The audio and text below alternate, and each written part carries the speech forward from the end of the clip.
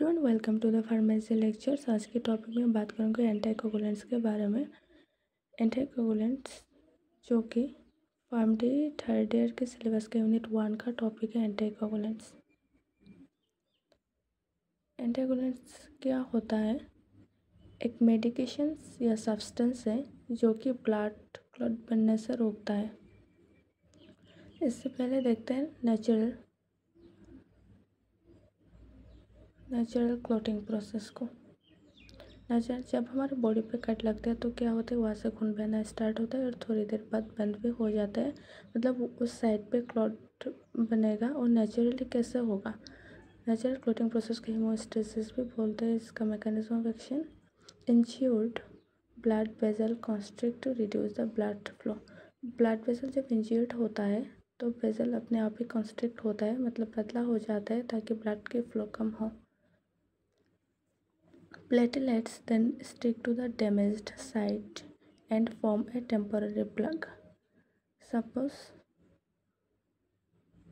ये एक blood vessel है और प्लेटलेट्स डैमेज साइट पे चिपक जाएगा और एक टेम्पररी प्लग बनाएगा।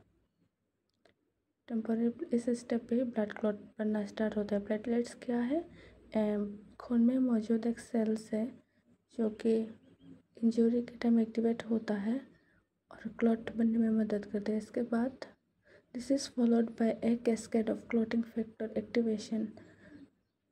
कैस्केड यानी एक चेन रिएक्शन क्लॉटिंग फैक्टर का एक्टिवेट होता है और एंड में जाके एक फाइब्रिन प्रोटीन बनता है जो कि एक स्टेबल फाइब्रिन प्रोटीन होता है और टेम्पररी प्लग और स्ट्रॉन्ग बनाते हैं और फाइनली क्लॉट बनता है और वुंड को धीरे धीरे सील करता है। Finally the clot contract and after healing is dissolved by an enzyme called plasmin in a process called fibrinolysis. Finally क्या होता है? हीलिंग के बाद क्लॉट धीरे धीरे कॉन्ट्रैक्ट होगा और इस क्लॉट को रिमूव करना ज़रूरी होता है और इसके लिए प्लाज्मिन एंजाइम डिसॉल्व करेगा क्लॉट को और इस प्रोसेस को फाइब्रोलाइसिस बोलते हैं। तो स्टेप 1 में क्या देखा?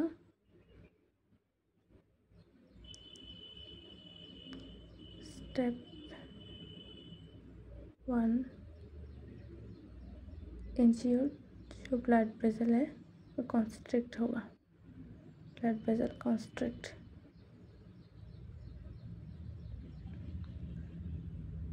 स्टेप 2 में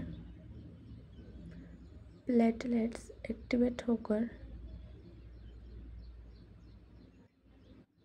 एक टेम्पररी प्लग बनेगा। Temporary plug. स्टेप 3 में क्या होगा? स्टेप 3 में एक स्टेबल फाइब्रिन बनेगा कैस्केड यानी कि एक चेन रिएक्शन की हेल्प से। उस सीक्वेंस में होगा।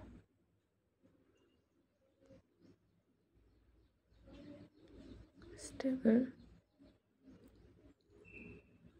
फाइब्रिन। स्टेप 4 में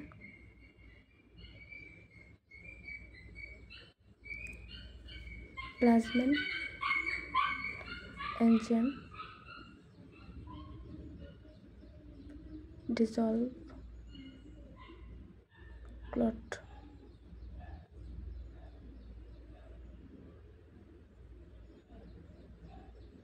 तो स्टेप 1 में क्या देखा? ब्लड वेसल कॉन्स्ट्रिक्ट होगा। स्टेप 2 में टेम्पोररी प्लग बनाएगा, प्लेटलेट्स एक्टिवेट होके। स्टेप 3 में स्टेबल फाइब्रिन टेम्पोररी प्लग और स्ट्रॉन्ग बनाएगा। स्टेप 4 में plasmin enzyme dissolve clot. Plasmin जो एंजाइम है उस क्लॉट को हीलिंग के बाद धीरे धीरे क्या करेगा? डिसॉल्व करेगा। तो अब एंटीकोगुलेंट्स के बारे में देखते हैं, इसका डेफिनेशन और नेचुरल क्लॉटिंग प्रोसेस को कैसे इफेक्ट करता है। एंटीकोगुलेंट्स आर मेडिकेशन और substance that help prevent clots from forming. Blood clot बनने से रोकता है। Basically they work by interfering. Basically क्या होता है? नेचुरल क्लॉटिंग प्रोसेस को रोकता है और क्या करता है, making the blood vessel less forming clots, ताकि क्लॉट कम बने। अगर क्लॉट ज़्यादा बन गया वेसल में तो वेसल ब्लॉक हो जाएगा और इसी में स्ट्रोक जैसा बीमारी होगा। तो एग्जाम्पल के लिए वारफेरिन एक इम्पॉर्टेंट एंटीकोगुलेंट है जो विटामिन के की हेल्प से जो क्लॉटिंग फैक्टर बनता है उसको ब्लॉक करता है ताकि क्लॉट ही ना बने।